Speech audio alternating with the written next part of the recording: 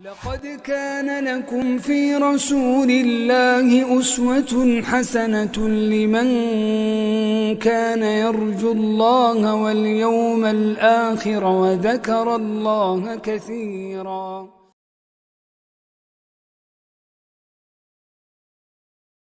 السلام عليكم ورحمة الله وبركاته. إن الحمد لله نحمده ونستعينه ونستغفره ونعوذ بالله من شرور أنفسنا ومن سيئات أعمالنا من يهد الله فلا مضل له ومن يضلل فلا هادي له وأشهد أن لا إله إلا الله وحده لا شريك له وأشهد أن محمدًا عبده ورسوله صلى الله عليه وسلم تسليمًا كثيرا. يا أيها الذين آمنوا اتقوا الله حق تقاته ولا تموتن إلا وأنتم مسلمون. يا أيها الناس اتقوا ربكم الذي خلقكم من نفس واحدة وخلق منها زوجها وبث منهما رجالا كثيرا ونساء واتقوا الله الذي تساءلون به والأرحام إن الله كان عليكم رقيبا. يا أيها الذين آمنوا اتقوا الله وقولوا قولا سديدا يصلح لكم أعمالكم ويغفر لكم ذنوبكم ومن يطع الله ورسوله فقد فاز فوزا عظيما. أما بعد فإن خير الكلام كلام الله وخير الهدي هدي محمد صلى الله عليه وسلم وشر الأمور محدثاتها وكل محدثة بدعة وكل بدعة ضلالة وكل ضلالة في النار. برادران اسلام اور امت مسلمہ کی پردہ نشین ماں و بہنوں، ہم تمام پر اللہ عز و جل نے بے شمار احسانات کیے ہیں، بے شمار انعامات اللہ عز و جل کے ہم پر ہیں، جن میں سے ایک انعام اللہ عز و جل کا یہ بھی ہے کہ اللہ عز و جل نے ہمیں سیرت النبی کے ذریعے سے اپنی زندگی کو نبی کریم صلی اللہ علیہ وسلم کی زندگی کی چھاؤں میں ڈھالنے کی توفیق بخشی ہے۔ اللہ سے دعا کرتے چلیں کہ اللہ عز و جل ہمیں سیرت النبی سے ہر ممکنہ سبق لیتے ہوئے اپنی زندگیوں کو نبی کریم صلی اللہ علیہ وسلم کو اپنا اسوہ مانتے ہوئے گزارنے کی توفیق عطا فرمائے، آمین یا رب۔ ہم نے اپنے پچھلے درس میں دیکھا تھا کہ نبی کریم صلی اللہ علیہ وسلم کا ایک طرف تو اسراء کا سفر ہوا، پھر نبی کریم صلی اللہ علیہ وسلم معراج کے سفر پر جاتے ہیں، جہاں پر نبی کریم صلی اللہ علیہ وسلم نے ساتوں آسمانوں پر الگ الگ نبیوں سے ملاقاتیں کیں، اور پھر ایک پوائنٹ ایسا آیا جہاں پر جبریل علیہ السلام نے نبی کریم صلی اللہ علیہ وسلم سے کہا کہ یہاں سے میں آگے نہیں جا سکتا، آپ یہاں سے آگے کی طرف بڑھیں، سدرۃ المنتہا کی بات کر رہا ہوں۔ تو اس سے ایک پوائنٹ یہ بھی سمجھ میں آتا ہے کہ نبی کریم صلی اللہ علیہ وسلم کی کتنی تعظیم، نبی کریم صلی اللہ علیہ وسلم کو کتنا آنر اللہ عز و جل نے عطا فرمایا۔ کہ غور کریں، جبریل علیہ السلام آسمانوں میں رہنے والی ہستی ہیں، جبریل علیہ السلام کا مسکن دنیا نہیں ہے، آسمانوں میں رہتے ہیں وہ۔ وہاں رہنے والے فرشتوں کو اللہ عز و جل نے ایک پوائنٹ کے بعد، سدرۃ المنتہا کے بعد، اب یہاں سے کوئی اور فرشتہ اوپر نہیں آ سکتا کہا۔ وہیں جہاں ہم دنیا میں رہتے ہیں، زمین پر رہتے ہیں، نبی کریم صلی اللہ علیہ وسلم کا بھی جنم زمین پر ہوا، اس کے باوجود نبی کریم صلی اللہ علیہ وسلم کو اللہ عز و جل نے ایک تو خاتم النبیین، دوسرے تمام انبیاء کے سردار، تیسرے جو عزت نبی کریم صلی اللہ علیہ وسلم کو اللہ عز و جل نے اوپر بلا کر بخشی، جہاں تک کسی فرشتے کی پہنچ نہیں ہے، فرشتے کو بھی دوسرے معنوں میں آج کے ٹرمز میں ایکسیس ڈینائیڈ، وہاں پر نبی کریم صلی اللہ علیہ وسلم کو بلایا گیا۔ تو کتنی بڑی تکریم کی بات ہے۔ ہمیں خوش ہونا چاہیے کہ ہم ایسے نبی کی امت میں بھیجے گئے ہیں، ایسے نبی کی امت میں اللہ عز و جل نے ہمیں پیدا فرمایا ہے، بہت بڑی سعادت کی بات ہے۔ اب اس کو ہم سعادت کتنے دنوں تک اپنی زندگی میں باقی رہنے دینا چاہتے ہیں، یہ ہمارے ہاتھوں میں ہے۔ اللہ عز و جل نے ہمیں مسلمان پیدا کر کے، اللہ عز و جل نے ہمیں نبی کریم صلی اللہ علیہ وسلم کا امتی بنا کر کے ہم پر دوسرے معنوں میں حجت کر دی ہے، اتمام الحجہ ہو چکا ہے۔ اب ہم دین پر رہتے ہیں، دین کو فالو کرتے ہیں، نبی کریم صلی اللہ علیہ وسلم کو اپنا رول ماڈل مانتے ہیں، یا ہم بیک ٹریک کرتے ہوئے دور نکل جاتے ہیں اسلام سے اور اسلام پر نہیں رہنا چاہتے، اسلام سے بیزارگی دکھلاتے ہیں، یہ سب ہمارے اپنے ہاتھوں میں ہے۔ الغرض ہم نے یہ بھی دیکھا کہ نبی کریم صلی اللہ علیہ وسلم نے وہاں پر طرح طرح کے لوگوں کو عذاب میں دیکھا. ہم نے دیکھا کہ کیسے سود خوروں کو عذاب ہوتا ہے، زنا کرنے والوں کے تعلق سے پھر بات آئی، پھر بیک بائٹنگ کو جو لائٹ لیتے ہیں، ہلکے میں لے کر کے بیک بائٹنگ میں لگے رہتے ہیں، اس کے تعلق سے بھی ہم نے بات کی. بلکہ یہاں تو ایک خطبہ بھی ہوا ہے اس ضمن میں مکمل کہ کیسے بیک بائٹنگ کے برے نتائج ہوتے ہیں دنیا میں بھی اور آخرت میں بھی. پھر وہاں آخرت میں تو یہ عالم ہوگا کہ نیلز آف کاپر ہوں گے، اس سے لوگ جنہوں نے بیک بائٹنگ کی ہوگی اپنے چہروں کو اور اپنے سینوں کو، اس کے چمڑوں کو کھینچ رہے ہوں گے، کرید رہے ہوں گے. وہیں ہم نے ایک بہت پہلے ایک بات سیکھی تھی، ایک شخص کے تعلق سے بات سیکھی تھی، عامر ابن لحی الخزاعی. ہم نے اس وقت بہت پہلے جانا تھا کہ یہ وہ شخص ہے جس نے مکے کی سرزمین میں، عرب کی سرزمین پر سب سے پہلے شرک داخل کیا تھا. یہ وہ شخص ہے.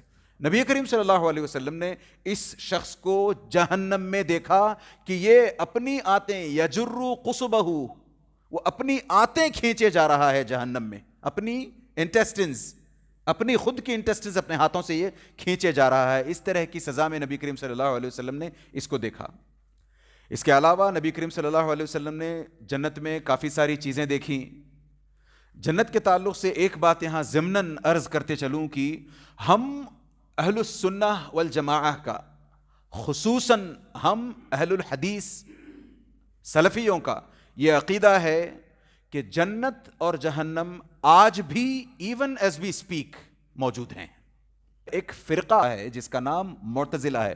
اب میں اس کی تفصیل میں جاؤں گا کہ انہوں نے کیسے اعتزال کیا، حسن بصری کے ساتھ ان کی کیا بات ہوئی، تو پھر تفصیل بھی ہو جائے گی اور ہم اپنی سیرت النبی کے درس سے ہٹنے لگیں گے. بس اتنا جان لیں کہ معتزلہ ایک ایسا فرقہ ہے. اچھا بائی دا وے، اس کا یہ مطلب نہیں ہے کہ معتزلہ کا فرقہ کسی خاص ایڈریس پہ آپ کو مل جائے گا، اس کا یہ مطلب ضروری نہیں ہے. معتزلہ ایک سوچ کا نام ہے جس میں ایک انسان ایسے سوچتا ہے جیسے معتزلین سوچتے ہیں. انہی میں سے پھر نکل کے خوارج بھی آئے ہیں. معتزلہ کی سوچ یہ رہی ہے کہ وہ اللہ عز و جل کے اسماء کا انکار نہیں کرتے، ناموں کا انکار نہیں کرتے. وَلِلَّهِ الْأَسْمَاءُ الْحُسْنَى، ناموں کا انکار نہیں ہے، ان ناموں کے اندر جو صفتیں چھپی ہیں ان کا انکار کرتے ہیں. اللہ عز و جل رحیم ہے مگر رحمت اس کی صفت نہیں ہے. اللہ عز و جل تواب ہے مگر توبہ قبول کرنا اس کی صفت نہیں ہے. اللہ عز و جل علیم ہے مگر وہ جانتا نہیں ہے کہ کیا ہونے والا ہے. یہ ان تمام صفتوں کا انکار کرتے ہیں. ان میں سے معتزلہ ان کی الگ الگ جو ان کی کیریکٹرسٹکس ہیں، ان میں سے ایک کیریکٹرسٹک ان کا ہے کہ وہ جہنم اور جنت کو یہ نہیں کہتے کہ وہ آج موجود ہیں. وہ کہتے ہیں کہ جب زمین لپیٹ دی جائے گی قیامت کے دن تب اللہ عز و جل جنت کو پیدا کریں گے اور جہنم کو پیدا کریں گے. ان کا اپنا ماننا ہے. میں نے کہا کہ یہ کسی خاص ایڈریس پہ نہیں ملتے. معتزلہ ہو گئے، خوارج ہو گئے، جہمیہ ہو گئے، اور پھر اسی طریقے سے قدریہ، جبر، یہ خاص ایڈریسز پہ نہیں ملتے عام طور پر. یہ اپنی ہمارے دلوں کے اندر کی سوچ کا نام ہے، لہٰذا ہمیں ویسے نہیں سوچنا چاہیے. ہم اہل السنہ والجماعہ کا یہ عقیدہ ہے اور ہونا چاہیے، ہم تمام کا عقیدہ یہ ہونا چاہیے کہ آج بھی جنت اور جہنم موجود ہیں.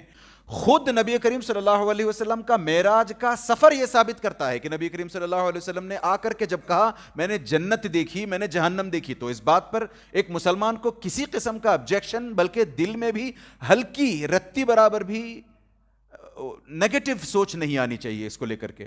پھر آگے بڑھ کر کے دیکھیں کہ نبی کریم صلی اللہ علیہ وسلم نے ایک موقع پر فرمایا تھا، ایک حدیث آتی ہے کہ جب اللہ عز و جل نے جنت پیدا کر لی، جنت بنا لی اللہ عز و جل نے، تو جبریل علیہ السلام سے کہا کہ جائیں جنت دیکھ کر کے آئیں. تو جبریل علیہ السلام جاتے ہیں، جنت دیکھ کر کے آتے ہیں، آ کر کہتے ہیں واللہ، اے اللہ عز و جل تیری عزت کی قسم، یہ جنت اتنی خوبصورت ہے، اتنی خوبصورت ہے کہ اس میں ہر کوئی داخل ہوگا. کوئی بھی اتنی خوبصورت چیز کو دیکھ کر کے کوئی اس سے دور رہ جائے، کوئی اس میں جانے نہ پائے، ایسا نہیں ہو سکتا. سب اس کے اندر داخل ہوں گے، اتنی خوبصورت تو نے جنت بنائی ہے. پھر اللہ عز و جل نے اس جنت کو چاروں طرف سے مکروہات سے لپیٹ دیا. اس جنت کے چاروں، اس حدیث کو ہم جانتے ہیں، اس جنت کے چاروں طرف ڈس لائکس اور ایسی چیزیں ہیں جن کو دیکھ کر کے انسان پھر پیچھے ہٹتا ہے. مکروہ چیزیں ہوتی ہیں، ناپسندیدہ چیزیں ہوتی ہیں. ان سے جنت کو اللہ عز و جل نے جب گھیر دیا، پھر اللہ عز و جل نے جبریل سے کہا کہ اب جاؤ جنت دیکھ کر کے آؤ۔ واپس جبریل آ کر کے کہتے ہیں کہ نہیں، اب تو کوئی جنت میں نہیں جائے گا، تیری عزت کی قسم یا رب، کوئی جنت میں نہیں جائے گا۔ اتنے جنت کے باہر، جنت کے اطراف جو ہے تو نے اتنی مکروہ چیزیں، اتنی ڈسلائٹ چیزیں رکھ رہی ہیں کہ وہ انسان وہاں پر جانا پسند نہیں کرے گا۔ پھر اسی طریقے سے اللہ عز و جل نے جب جہنم بنائی تو جبریل سے کہا کہ جاؤ جہنم کا نظارہ کر کے آؤ۔ دیکھ کر کے واپس آتے ہیں، واپس آ کر کہتے ہیں واللہ، پھر سے تیری عزت کی قسم یا رب، جنت اتنی خطرناک ہے، اتنی ہولناک ہے، کوئی بندہ اس میں جانا نہیں چاہے گا، کوئی بندہ نہیں جائے گا اس میں۔ پھر اللہ عز و جل نے کیا کیا؟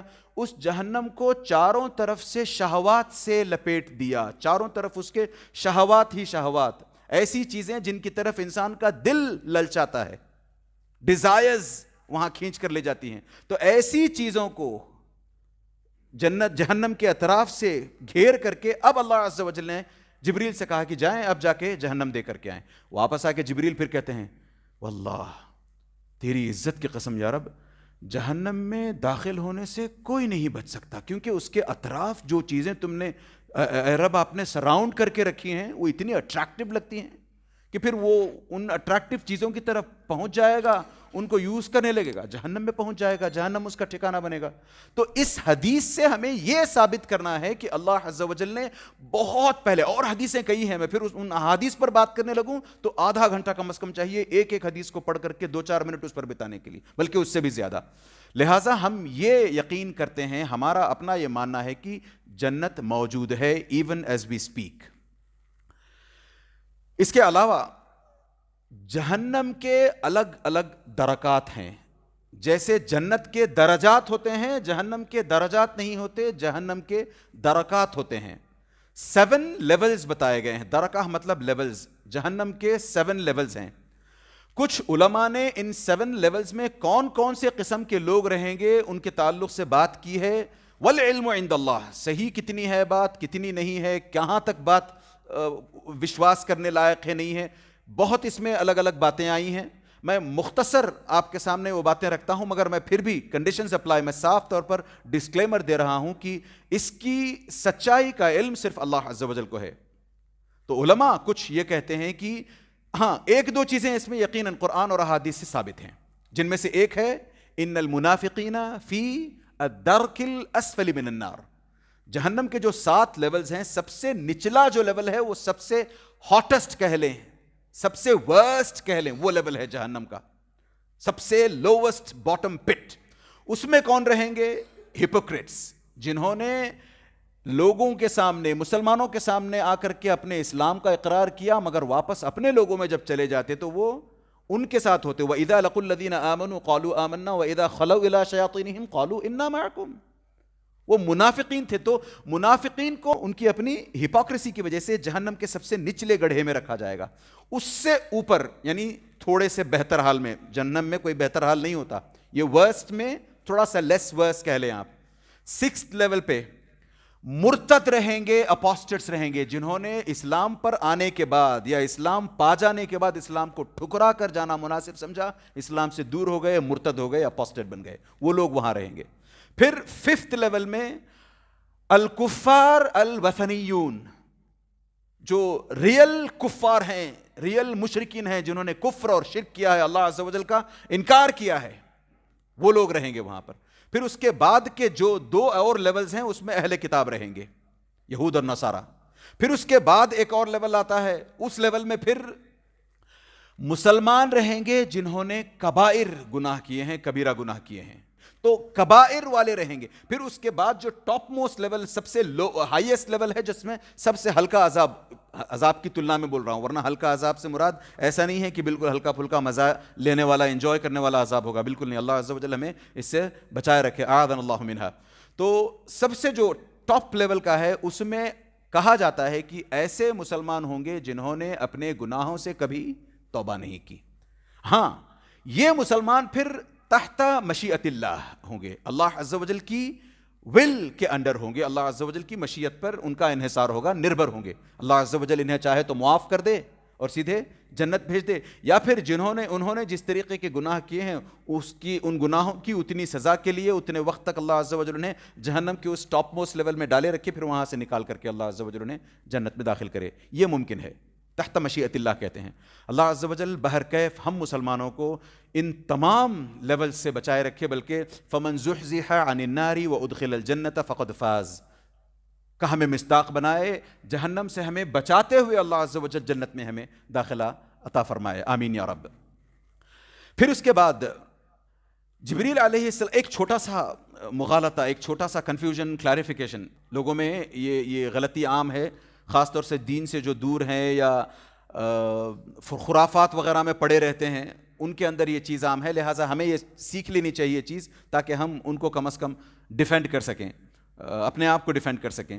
وَلَقَدْ رَآهُ نَزْلَةً أُخْرَى، جب اللہ عز و جل نے یہ کہا کہ نبی کریم صلی اللہ علیہ وسلم نے انہیں دوبارہ دیکھا، دوبارہ نازل ہوتے ہوئے دیکھا، تو اس سے یہاں کچھ لوگ جن کا عقیدہ غلط ہے یہ مراد لیتے ہیں کہ اللہ عز و جل نے، نبی کریم صلی اللہ علیہ وسلم نے اللہ کو دیکھا. غلط.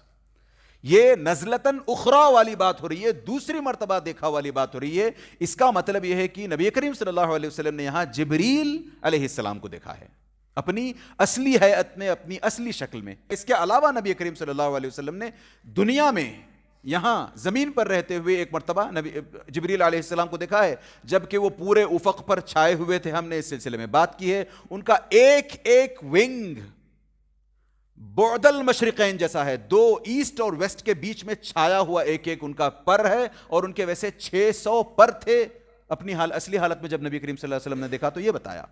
لہٰذا یہ بات صاف پتہ چلتی ہے کہ اللہ عز و جل کو نبی کریم صلی اللہ علیہ وسلم نے نہیں دیکھا، بلکہ نبی کریم صلی اللہ علیہ وسلم واپس آ جانے کے بعد لوگوں نے جب پوچھا بھی کہ کیا آپ نے اللہ عز و جل کا دیدار کیا، تو نبی کریم صلی اللہ علیہ وسلم نے کہا نور انا ارا، اللہ عز و جل تو نور ہے، میں کیسے اسے دیکھ سکتا ہوں. لہٰذا ہم اہل السنہ والجماعہ کا یہ عقیدہ ہونا چاہیے، ہے بھی، کہ ہم جانتے ہیں اور ہمارا اس پر ایمان ہے کہ ہم اس دنیا میں ان آنکھوں کے ساتھ، ان آنکھوں دوارا اللہ عز و جل کا دیدار نہیں کر سکتے.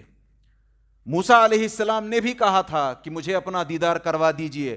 قال لن ترانی ولکن انظر الی الجبل، نہیں دیکھ سکتے تم، میری تجلی کو بس اس پہاڑ پر پڑتے ہوئے دیکھو، وہ پہاڑ اپنی جگہ سالم رہ جائے پھر بات کریں گے. مگر جب موسیٰ علیہ السلام نے دیکھا کہ پہاڑ تجلی کے ذریعے، تجلی کی بنا پر ریزہ ریزہ ہو گیا، بکھر گیا پہاڑ ٹوٹ کر کے. وَخَرَّ مُوسَىٰ صَعِقًا، موسیٰ علیہ السلام خود بے ہوش ہو گئے. تو اس سے صاف پتہ چلتا ہے کہ ان آنکھوں سے ہم اللہ عز و جل کا دیدار اس دنیا میں نہیں کر سکتے. اس میں ایک اور چھوٹی بات ضمن میں یہ بھی آتی ہے کہ کل کے دن جب دجال آئے گا، اللہ عز و جل اس کے فتنے سے ہمیں محفوظ رکھے. دجال جب آئے گا تو وہ کہے گا میں رب ہوں، میں خدا ہوں، میں اللہ ہوں، میری عبادت کرو. تو ایک مسلمان جس کا عقیدہ صحیح ہوگا وہ اس کو کہے گا پلٹ کر کے، اس کا کم از کم یہ اپنا عقیدہ رکھے گا، وہ یہ کہے گا کہ نہیں، مجھے تو نبی کریم صلی اللہ علیہ وسلم نے کہا ہے کہ اس دنیا میں ان آنکھوں دوارا اللہ عز و جل کا دیدار ناممکن ہے، لہٰذا تم رب نہیں ہو سکتے. ہاں، جب ہم دوبارہ اٹھائے جائیں گے، جب جنتی جنت میں پہنچ جائیں گے، جہنمی جہنم میں پہنچ جائیں گے، جنت اور جہنم دوسرے معنوں میں سیل کر دی جائے گی، اب جہنم سے نکل کر کے کوئی جنت میں آنے والا نہیں ہوگا. ایسے موقع پر جب جنتیوں پر تمام نعمتیں نچھاور کی جا رہی ہوں گی، اللہ عز و جل آ کر کے پوچھیں گے، اس وقت جواب دیں گے کہ ہمیں سب نعمتیں مل چکی ہیں. تب نبی کریم صلی اللہ علیہ وسلم کہتے ہیں کہ اللہ عز و جل اپنا دیدار کروائیں گے، یہ جنتیوں کے لیے سب سے بیسٹ نعمت ہوگی. نبی کریم صلی اللہ علیہ وسلم کہتے ہیں انکم سترون ربکم، کہ تم اپنے رب کو قیامت کے دن ایسے دیکھو گے جیسے کوئی بندہ ہلال کو دیکھتا ہے، 14ویں کے چاند کو دیکھتے ہوئے آنکھوں کو کوئی تکلیف نہیں ہوتی، ویسے ہمیں قیامت کے دن اللہ عز و جل ویسی آنکھیں عطا فرمائیں گے جن کی بدولت ہم اللہ عز و جل کا دیدار کر سکیں گے. اللہ عز و جل ہمیں اپنا دیدار کروائے، آمین یا رب. پھر اس کے بعد سورۃ الاسراء اگر آپ غور سے دیکھیں، سبحان الذی اسری بعبدہ لیلا من المسجد الحرام الی المسجد الاقصی الذی بارکنا حولہ لنریہ، یہ آپ دیکھیں آپ.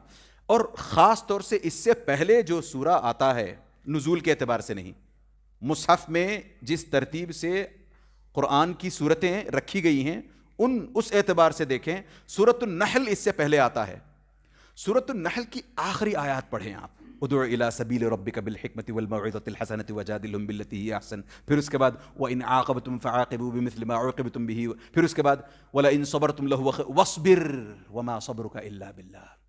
یہ جو تکلیفیں اے نبی کریم صلی اللہ علیہ وسلم آپ کو دی جا رہی ہیں، آپ ان پر صبر کر جائیں.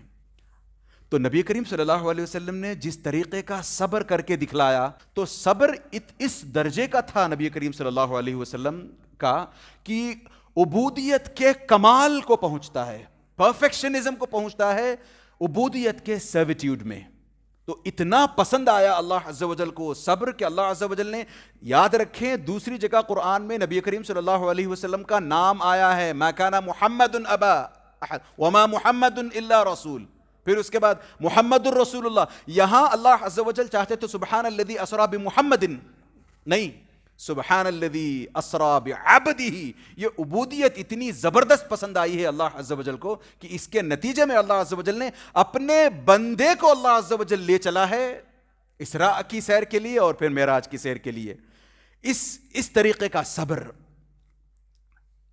ہم عام انسانوں سے تو خیر ناممکن ہے، مگر اس کا یہ مطلب نہیں ہے کہ ہم بالکل بھی صبر نہ کریں، ہم بالکل بھی کمزور ہو جائیں.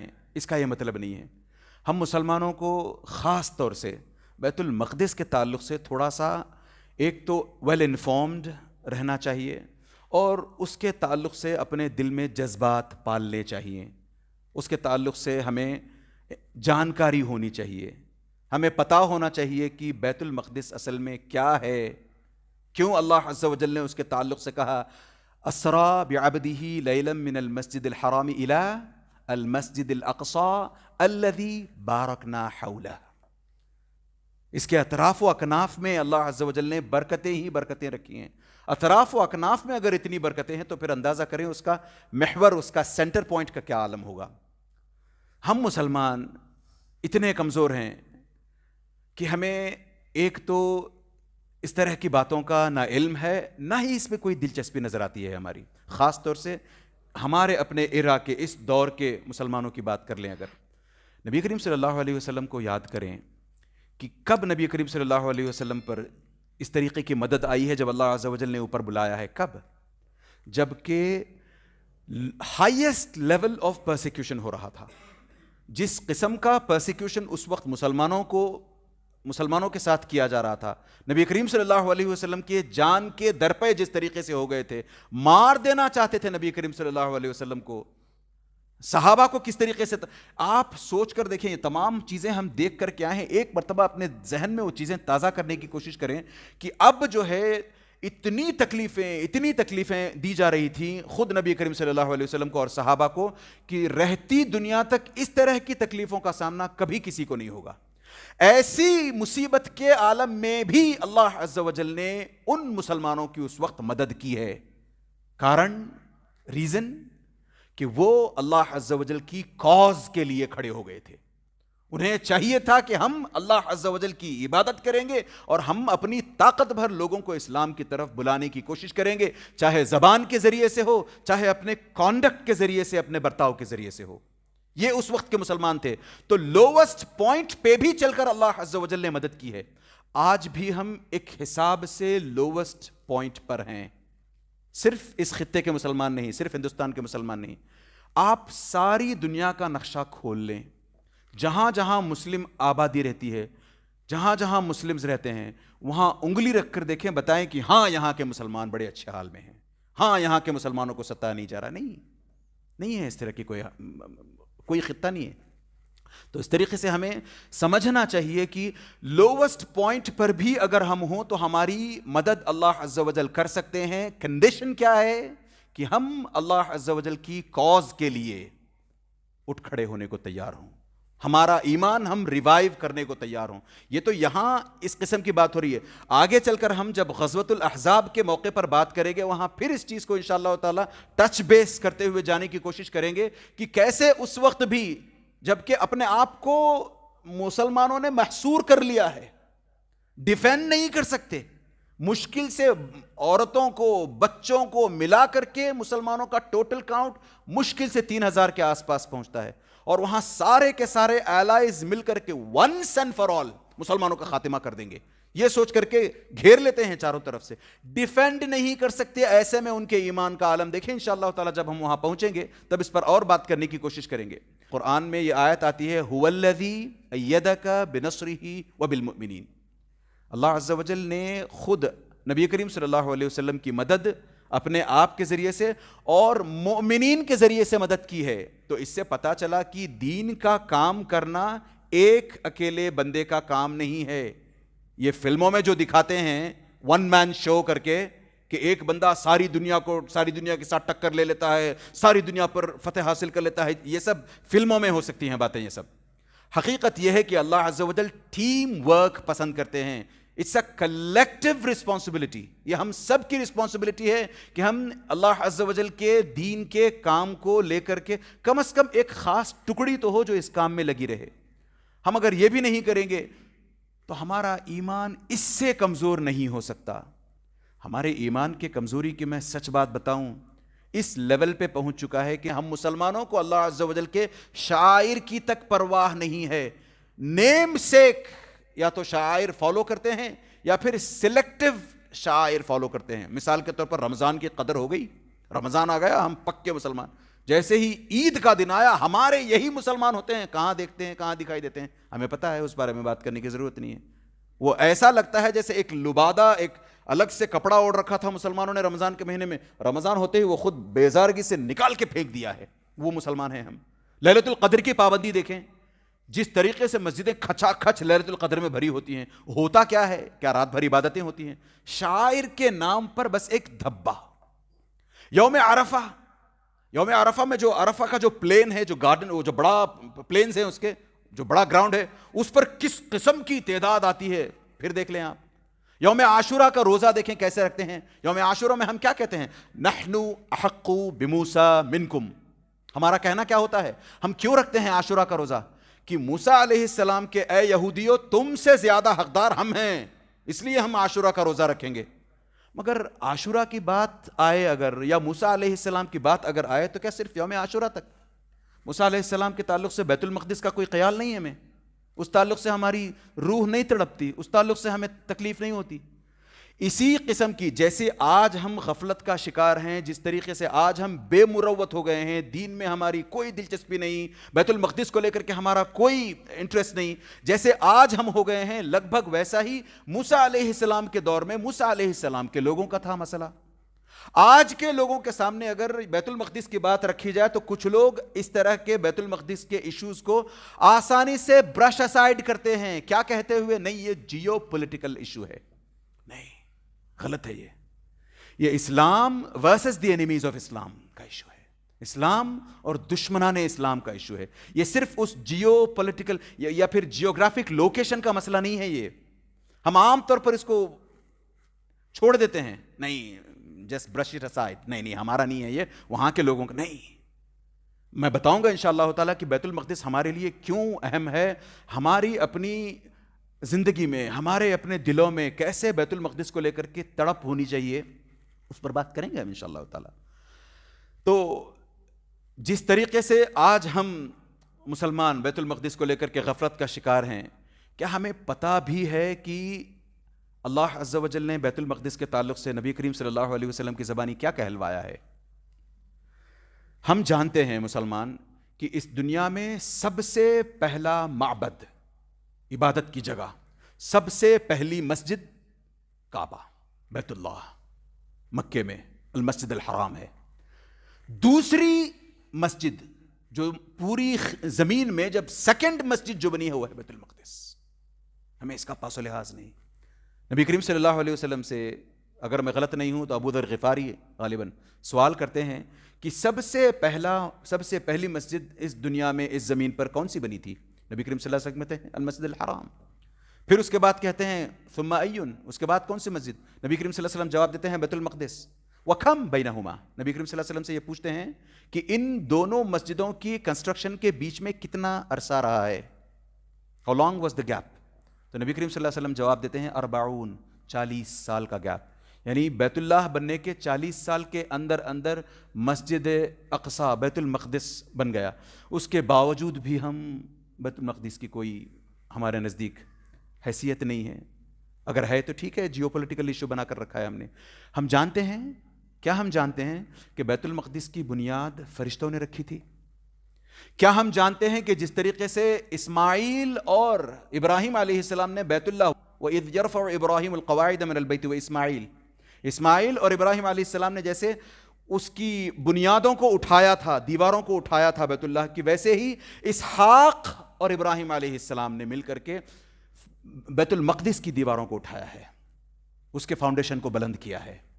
کیا ہم جانتے ہیں کہ بیت المقدس ہم مسلمانوں کا پہلا قبلہ رہا ہے؟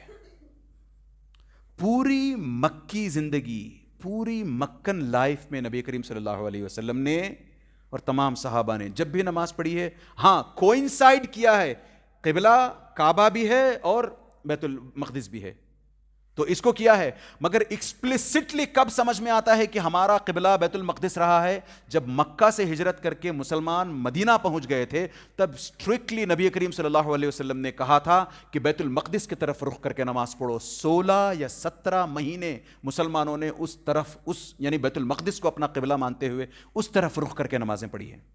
یہ ہمارا اپنا، اور میں نے جیسے تھوڑی دیر پہلے کہا الذی بارکنا حولہ، یہ ایسی جگہ ہے جس کے اطراف و اکناف میں اللہ عز و جل نے برکتیں ہی برکتیں بھر دی ہیں.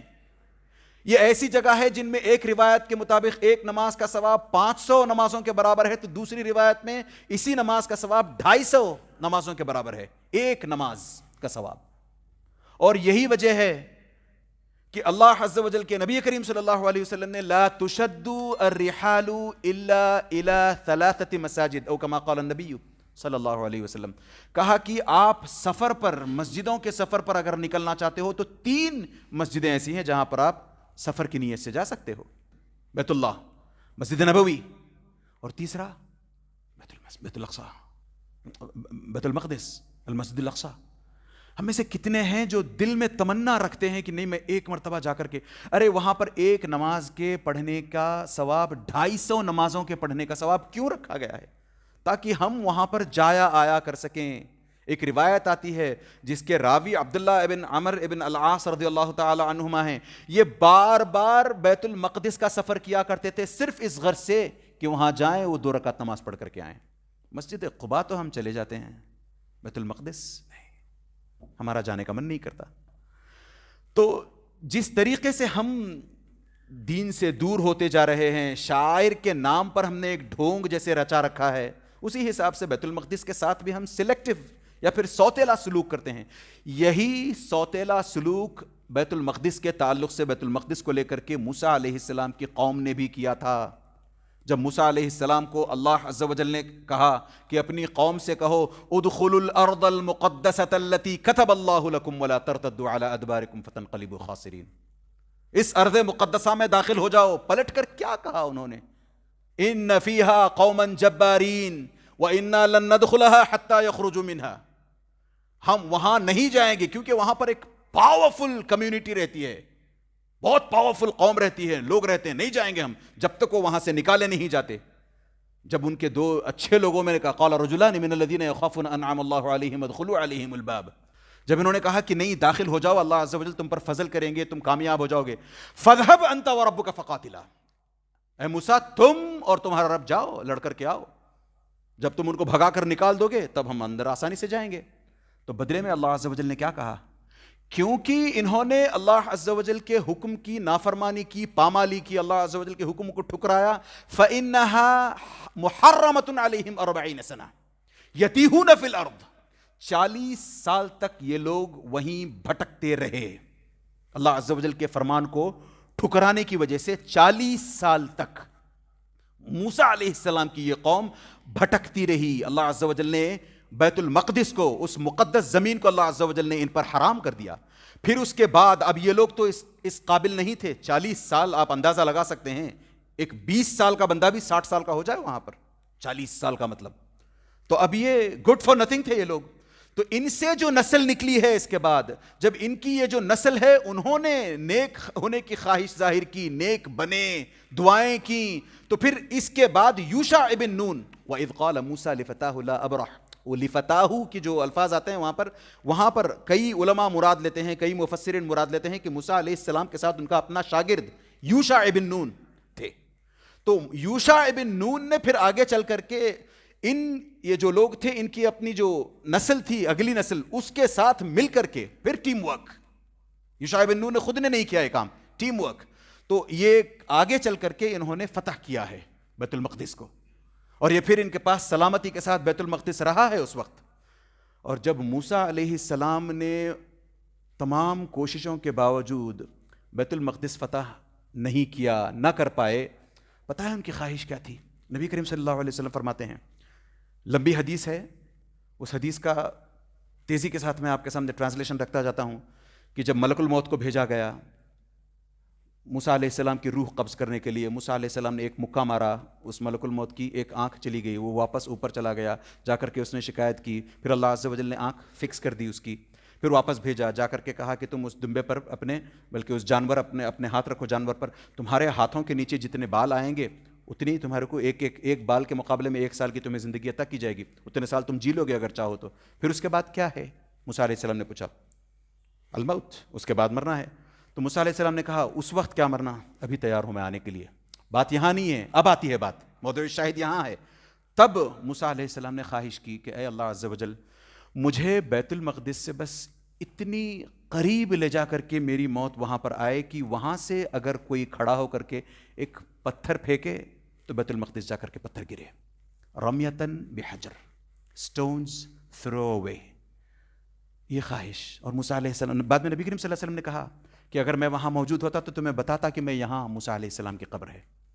تو اتنی خواہش تھی موسیٰ علیہ السلام کی خود کی کہ بیت المقدس فتح کر لیا جائے۔ تو جب بیت المقدس واپس فتح ہو کر کے آ گیا یوشع بن نون کے ہاتھوں، کافی عرصے تک ان لوگوں کے بیچ، بنی اسرائیل کے بیچ بیت المقدس رہا۔ اس دوران پھر جب ان کی نافرمانیاں شروع ہوئی ہیں، پھر جب طغیانیت شروع ہوئی ہے، ان کی سرکشی ہوئی ہے ان کی، پھر انہوں نے ریوولٹ کرنا شروع کیا ہے، تب جا کر کے اللہ عز و جل نے پھر سے بیت المقدس ان سے چھین لیا۔ پھر یہ ان کی اگلی نسل جب آتی ہے، یہ آ کر کے دعا کرتی ہے، اذ قالوا لنبی لہم ابعث لنا ملکا نقاتل فی سبیل اللہ، اے اللہ عز و جل ایک کنگ ایسا ہمارے ساتھ کر دیجو جس کے ساتھ مل کر کے ہم لڑ کر کے پھر سے بیت المقدس دوبارہ حاصل کر لیں۔ داؤد علیہ السلام کے دور میں اللہ عز و جل نے طالوت کو کنگ بنایا، پھر اس کے بعد داؤد علیہ السلام نے گلایت جس کا نام آتا ہے، جالوت جس کے قبضے میں یہ تھا، قتل کیا ہے۔ پھر مسلمانوں نے، یعنی اس وقت کے مسلمانوں نے، بنی اسرائیل نے پھر سے بیت المقدس کو واپس اپنے قبضے میں لیا ہے۔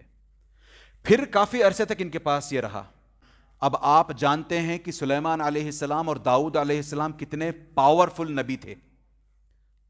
سلیمان علیہ السلام کے تعلق سے تو خاص طور سے آتا ہے کہ ان کے بارے میں ہم جانتے ہیں کہ ساری پرند چرند کو ان کے تابع کر دیا گیا تھا، وہ ان کے ساتھ بیٹھ کر کے تسبیح کیا کرتے تھے، پرند چرند ڈرا کرتے تھے۔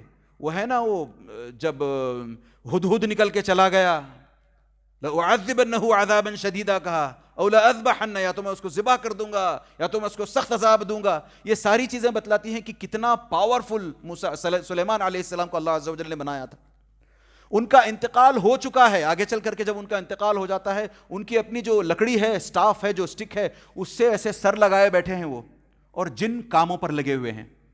جنوں کو خبر، ہم سمجھتے ہیں کہ جنوں کو غیب کی خبر ہوتی ہے، یہاں اللہ عز و جل اس کی نفی کرتے ہوئے بتاتے ہیں کہ جنوں کو پتہ ہی نہیں چلا کہ سلیمان علیہ السلام کا انتقال ہو چکا ہے، ایسے بیٹھے بیٹھے وہ لکڑی اپنے اسے تھوڑی سے لگائی ہے، ایسے بیٹھے ہیں۔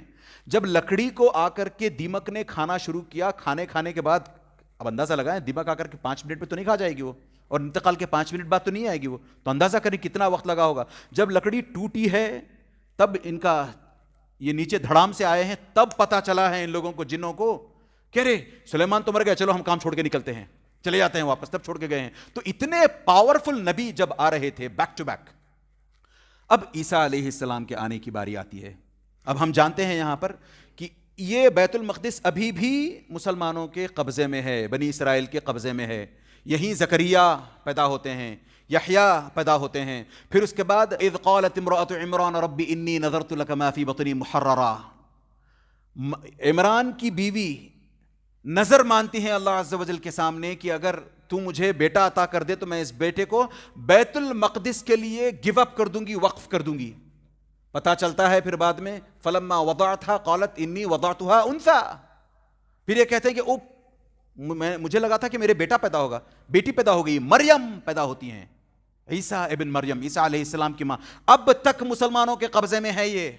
وہ پوچھتے ہیں نا زکریا علیہ السلام انا لکی ھذا، اتنے فروٹس کہاں سے آتے ہیں تیرے پاس؟ قالت هو من عند اللہ، یہ سب اللہ عز و جل کی طرف سے آتے ہیں. ان اللہ یرزق من یشاء بغیر حساب.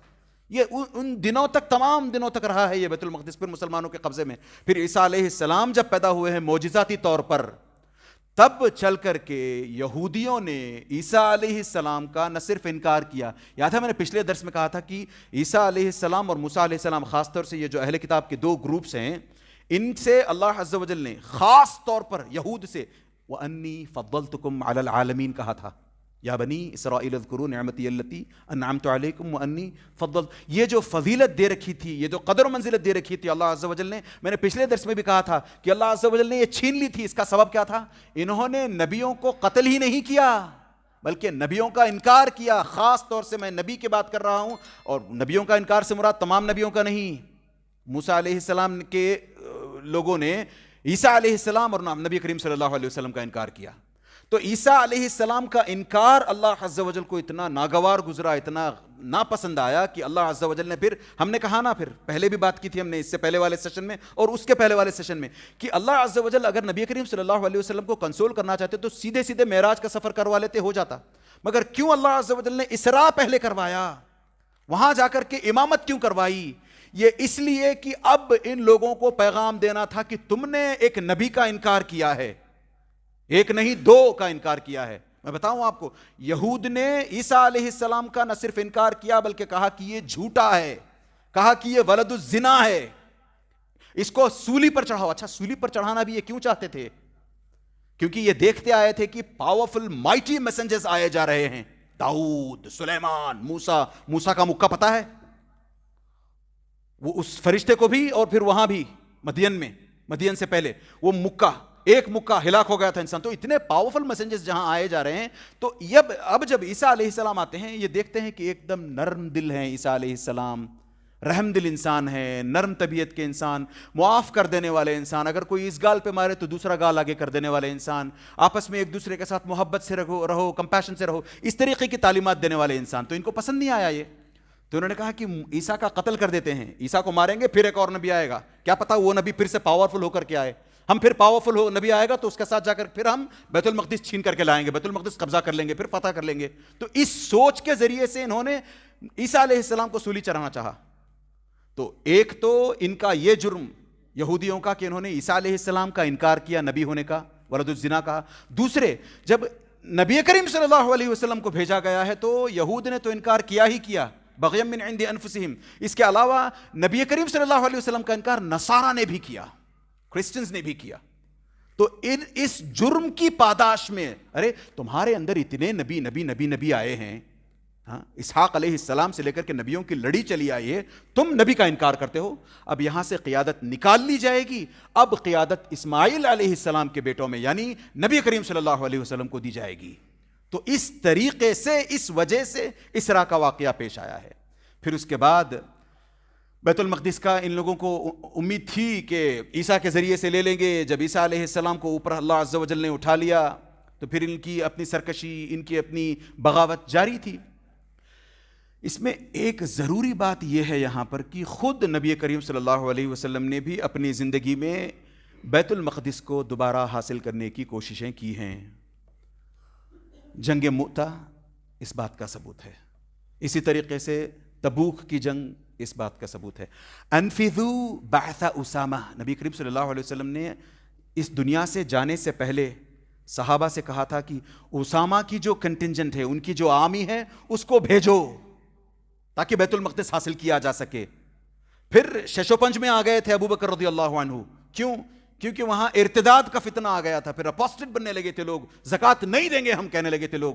تو اس فتنے کے چلتے آگے پیچھے ہو رہے تھے، تو عمر نے آ کر کے بیک کیا تھا کہ نہیں، نبی کریم صلی اللہ علیہ وسلم نے کہا ہے بھیجو تو بھیجو. پھر آگے چل کر کے یہ جو بیت المقدس فتح ہوا ہے، عمر رضی اللہ عنہ کی دور خلافت میں فتح ہوا ہے. عمر رضی اللہ عنہ کے ہاتھوں میں چابیاں انہوں نے دی ہیں، جبکہ اس وقت آرمی کے میجر جنرل کون تھے جب یہ جنگ کے لیے گئے تھے؟ ابو عبیدہ ابن الجراح رضی اللہ عنہ. انہوں نے جب جا کر کے، ان کی آرمی نے اور انہوں نے جا کر کے جب بیت المقدس کا سب علاقہ فتح کر لیا، تو چابیاں جب لینے کے لیے گئے تو یہ یہود، یہ نصارہ کہتے ہیں نہیں، ہم چابیاں آپ کو نہیں دیں گے. ہماری اپنی کتابوں میں ہم نے پڑھ رکھا ہے کہ ہم اس کی چابیاں آپ کے اپنے گورنر کو، آپ کے اپنے امیر المومنین کو عطا کریں گے. تو وہاں سے پھر انہوں نے ایک سفیر بھیجا عمر رضی اللہ عنہ کے ہاں، یہ کہلا بھیجا کہ یہ چابیاں دینے کو تیار نہیں ہے، کہتے ہیں کہ آپ ہی آئیں. پھر شورا ہوئی، پھر میٹنگ میں یہ فیصلہ لیا گیا کہ عمر رضی اللہ عنہ جائیں، اور عمر رضی اللہ عنہ جاتے ہیں. جا کر کے اسی وقت یہ واقعہ پیش آتا ہے. یہاں انشاءاللہ تعالیٰ روکیں گے، پھر آگے بات بڑھائیں گے اگلی دفعہ. اسی وقت یہ واقعہ پیش آتا ہے جب ایک پڈل کراس کرنا ہوتا ہے، چھوٹا سا ایک ریور اسٹریم بلکہ کراس کرنا ہوتا ہے. تو کراس کرتے ہوئے عام طور پر انسان کیا کرتا ہے، اپنی جوتیوں کو اٹھا کر کے بغل میں دبا لیا. عمر رضی اللہ عنہ نے وہ بغل میں جوتیوں کو دبا کر کے ننگے پیر اس ریور اسٹریم کو کراس کرتے جا رہے ہیں. تو کراس کرتا ہوا دیکھ کر کے ابو عبیدہ کہتے ہیں یہ ایسا مت کیجئے، یہاں پہ آپ امیر المومنین ہیں، آپ کی شان اتنی بڑی، اتنی نرالی، آپ اتنے بڑے انسان ہیں، آپ ہمارے سب کے جو ہے کیا کہتے ہیں، آپ ہمارے سب کے گورنر ہیں، گورنر سے بھی بڑھ کر ہیں آپ ایسا مت کیجئے، لوگ دیکھیں گے تو کیا کہیں گے. خاص طور سے اہل کتاب کے ہاں یہ چلن نہیں ہے. کھنا اذل قوم، پلٹ کر جواب دیا ابو عبیدہ تمہاری جگہ اگر کسی اور نے یہ بات کہی ہوتی تو پھر اس کا حال الگ ہوتا. ہم ذلیل قوم تھے، فَأَعَزَّنَا اللَّهُ بِالْإِسْلَامِ، تو اللہ عز و جل نے ہمیں اسلام کے ذریعے سے عزت عطا فرمائی ہے. فَمَهْمَا ابْتَغَيْنَا الْعِزَّةَ فِي غَيْرِهِ أَذَلَّنَا اللَّهُ، اگر ہم عزت اسلام میں نہ ڈھونڈ کر اسلام کے علاوہ کی چیزوں میں عزت ڈھونڈنے لگیں تو اللہ عز و جل ہمیں پھر سے ذلیل کرے گے. سچ مچ اس بات کو سن کر آج ہم مسلمانوں کو رونا آتا ہے، نہیں آتا ہے تو آنا چاہیے کہ ہم اللہ عز و جل کے اسلام میں، اللہ عز و جل کی شریعت میں عزت ڈھونڈنے کے بجائے غلط کاموں میں اپنی عزت تلاش کرتے ہیں. جو غیر مسلمین ہیں یا جو دنیا سے، دین سے دور مسلمان ہیں، ان کو ہم خوش کرنے میں لگے ہوئے ہیں، اور وہاں ہم سمجھتے ہیں کہ عزت ملے گی ہمیں. نہ یہاں کے رہیں گے پھر، نہ وہاں کے رہیں گے پھر. ہم مسلمانوں کو دیکھیں آج کہاں ہے مسلمان، نیک مسلمان کہاں ہیں؟ غنڈہ گردی میں مسلمان آگے، زنا، کباب، شباب، شراب، مسلمان آگے. ہم جانتے ہیں جتنے بھی ریسٹورنٹس ہیں یہاں پر، صرف بنگلور کی بات نہیں، پورے ورلڈ اوور میں چلے جائیں، خاص طور سے اس سب کانٹیننٹ کو دیکھیں، ریسٹورنٹس، کھانے پینے کی چیزوں میں مسلمان آگے. ٹھیک ہے، گانے، فلمیں اور نہ جانے اس طرح کی کتنی خباثتیں، گندگیاں، منکرات، ان سب میں مسلمان آگے ہیں. نیک مسلمان کہاں ہیں؟ کون نیک بنا رہنا چاہتا ہے؟ کون اللہ کے لیے کھڑا ہونا چاہتا ہے؟ کون بیت المقدس کی فکر اپنے دل میں پالتا ہے؟ کون اپنے بچوں کو بیت المقدس کے تعلق سے سینسٹائز کر کے جانا چاہتا ہے؟ نبی کریم صلی اللہ علیہ وسلم، بالکل آخری بات انشاءاللہ تعالی، معاف کیجئے میں آپ کا 2-3 منٹ زیادہ لے رہا ہوں. نبی کریم صلی اللہ علیہ وسلم نے جب اپنے آخری ایام میں، جب نبی کریم صلی اللہ علیہ وسلم نماز کو نہیں آیا کرتے تھے، تو ابو بکر نے جب نماز پڑھائی تو ایک بار ایسا ہوا کہ نبی کریم صلی اللہ علیہ وسلم نے پردہ ہٹا کر کے، مسجد نبوی میں نبی کریم صلی اللہ علیہ وسلم کے کمرے ہوا کرتے تھے، ان کمروں میں سے ایک کمرے میں سے پردہ ہٹا کر کے نبی کریم صلی اللہ علیہ وسلم نے دیکھا، اس طریقے سے جھانک کر کے. کیوں دیکھا ہوگا اور کیا دیکھا ہوگا؟ نبی کریم صلی اللہ علیہ وسلم، علماء کہتے ہیں اس وقت یہ اسیس کر رہے تھے کہ اچھا چلو میں نماز پڑھا رہا ہوں، اس لیے نماز نہیں پڑھ رہے یہ لوگ، ان کے اندر دین رچ بس چکا ہے، یہ اب سچے مسلمان ہیں، یہ میں نہ بھی ہوں تو عبادت کرنے لگے ہیں، میں کل کے دن نہ بھی رہوں تو یہ اسلام کے اس مشن کو آگے لے کر کے جائیں گے. ہم لے جاتے ہیں اسلام کے مشن کو آگے. ہم سے صرف اتنا مطالبہ ہے کہ اپنے بچوں کو دین سکھلا کر کے جائیں، صرف اپنے بچوں کو، کم از کم اتنا. اگر ہم سے یہ بھی نہیں ہوتا تو ہماری اپنی زندگیوں پر تو اللہ عز و جل ہمیں اپنی زندگیوں کو دوبارہ اسیس کر کے دین پر آنے کی توفیق عطا فرمائے. اپنے چھوٹوں کو، اپنے بچوں کو جو ہمارے ذمے میں آتے ہیں، دین سکھلا کر جانے کی توفیق عطا فرمائے. خاص طور سے بیت المقدس کی عزت، بیت المقدس کا تقدس ہمارے دلوں میں اللہ عز و جل رچائے بسائے. آمین یا رب. وصلی اللہ علی نبینا محمد وعلی آلہ وصحبہ اجمعین. السلام علیکم ورحمۃ اللہ وبرکاتہ.